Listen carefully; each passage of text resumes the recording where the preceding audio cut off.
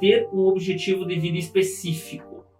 Por exemplo, você quer passar no concurso, você quer arrumar algum emprego, você quer, não sei, aprender um novo idioma, algo relacionado, né? Aí vai muito da habilidade até pessoal do profissional que vai te atender. Por exemplo, provas eu já passei, idiomas eu tenho uma certa facilidade de métodos assim, né? Não no sentido de que é necessário a psicoterapia para aprender idiomas.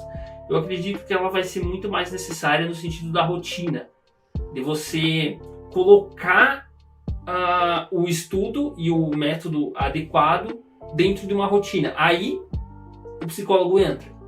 Até, por exemplo, a parte alimentar. Você colocar um nutricionista, uma nutricionista, até resolve, né? Até ajuda. Só que se a pessoa não conseguir se ajustar à rotina para seguir o cardápio, não adianta ter o melhor cardápio do mundo. A tendência é que a pessoa falhe. Tá? Então, nesse ponto, objetivo de vida específico, eu quero que fique claro que é na parte da rotina. Por exemplo, o médico indicou que a pessoa faça atividade física, faça fisioterapia. O fisioterapeuta acompanhou e deu alguns exercícios. Talvez o auxílio que o psicólogo vai dar é incentivar que essa pessoa faça os exercícios que o fisioterapeuta deu de frequência maior, não só nas fisioterapias, mas aí numa frequência maior do que a frequência anterior, né? Então, numa frequência maior do que simplesmente a fisioterapia em si. É um pouco difícil isso, tá, de conceber, até porque os pacientes de fisioterapia eles sofrem por dor e é muito difícil fazer os exercícios nesse tipo de situação. Mas assim, um dos objetivos aí da psicoterapia é colocar rotina para objetivos específicos. Seja estudar um idioma, seja passar numa prova, seja conseguir se formar. Às vezes a pessoa está passando por crises que não consegue fazer o TCC ou a tese de doutorado. Então tem N formas, né, de especificar, né, essa questão de objetivo de vida específico. O próximo item que eu separei aqui, como eu citei aí no spoiler anteriormente, ela era lidar com vícios comportamentais. Mas tudo está relacionado. Então, tipo assim, não é simplesmente você lidar com os vícios. Às vezes o vício é a mesma coisa com a compulsão e é a mesma coisa com a recompensa imediata e está relacionado ao sono, como também está relacionado ao autocontrole. Então, assim, eu citei aqui, 5 pontos que você tem que melhorar, quando na verdade é a mesma coisa, é sono e autocontrole. Então, a parte dos vícios, né, você tem aí essa extensão e você também precisa mensurar o vício. Por exemplo, eu roo unhas uma vez por dia. Eu roí unha uma vez em 14 dias. Tipo assim, você tem que mensurar o progresso que você vai ter do vício. Vícios químicos aí eu não tenho muita experiência, mas essas dependências químicas têm entendimentos, digamos assim, que a melhor forma é realmente parando, né? Me referindo à dependência química no geral.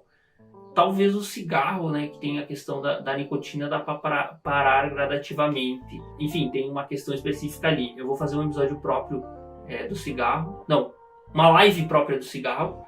Se eu não me engano, aí é no dia 30 de março, no meu aniversário. Ou é no dia 23, eu não tenho certeza agora da data. Haverá uma live aí, ela já está até divulgada no canal. E se não está divulgada, ela já aconteceu. Se você estiver vendo isso no futuro. O método que trata aí o vício do cigarro no SUS, né, que eu tive a experiência de conhecer em um dos encontros. Dando um spoiler rápido, no cigarro não é só tirar de uma vez, tem 3 métodos. Então você tira por quantidade, por horário e de uma vez. Por quantidade é assim, você está fumando 10, você vai diminuir para 9, 8, até não sobrar mais cigarro.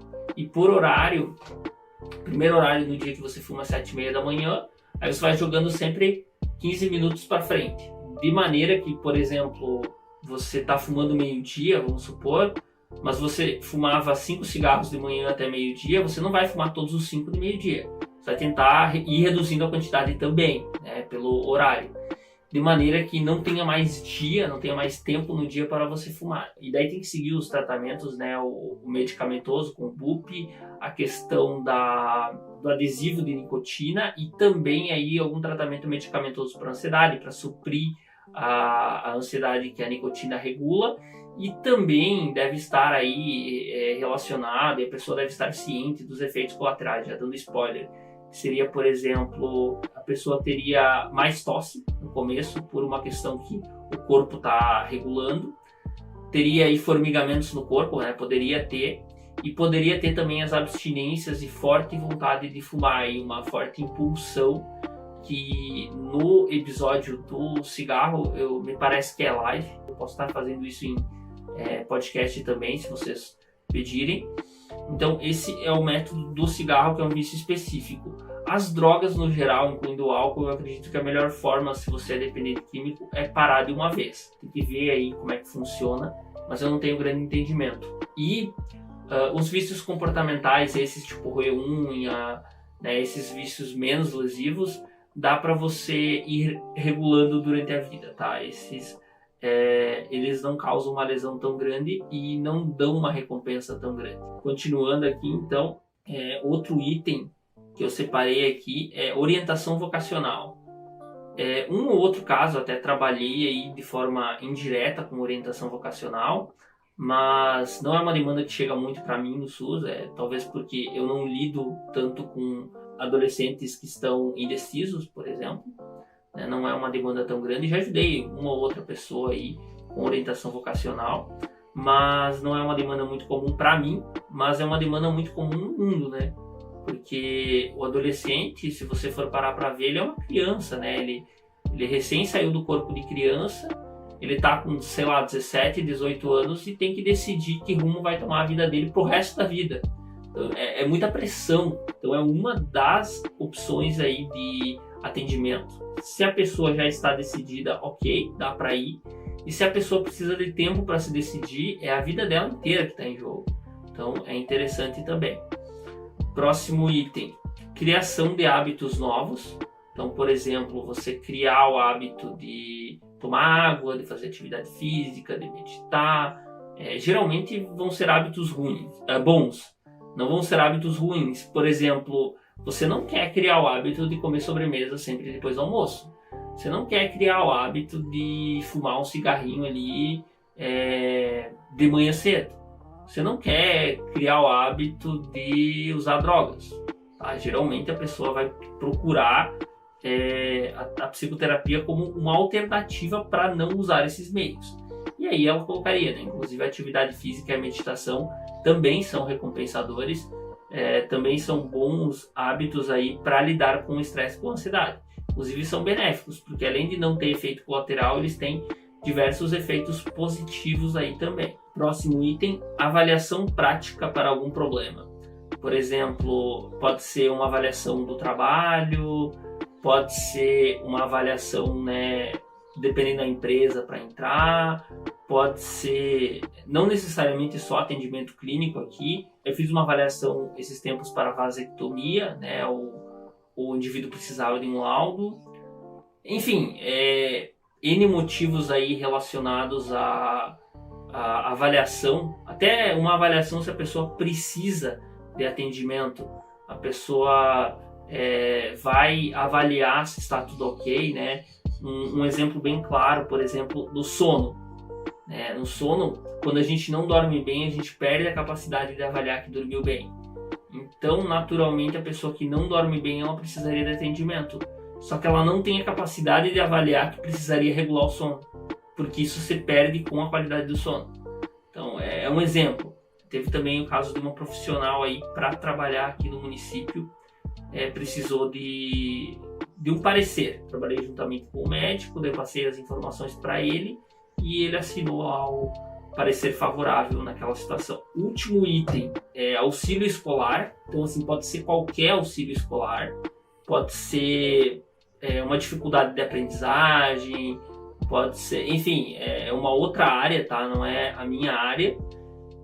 Qualquer demanda aí que a criança esteja tendo, até um déficit de atenção um atendimento próprio para autista, enfim, existem profissionais próprios para isso. Se você se identificou com algum dos tópicos, é interessante você buscar uma avaliação. Eu estarei fazendo mais episódios sobre isso. Tem um episódio já que eu tenho o roteiro pronto sobre atendimento psicológico, não lembro o número agora, tá para frente, né? Entre o 40 e o 48, se eu não me engano. E assim, eu não sou especialista em todos esses pontos. Eu citei aqui 10 pontos, mas, por exemplo, o que eu me identifico? Eu me identifico em irregular sono e motivos associados. Eu tenho aí uma certa experiência com isso. Eu me identifico com ansiedade, depressão, criação de hábitos. São esses 4 os que eu mais me identifico, né? Até pelas demandas que eu mais atendi, mais tive resultado.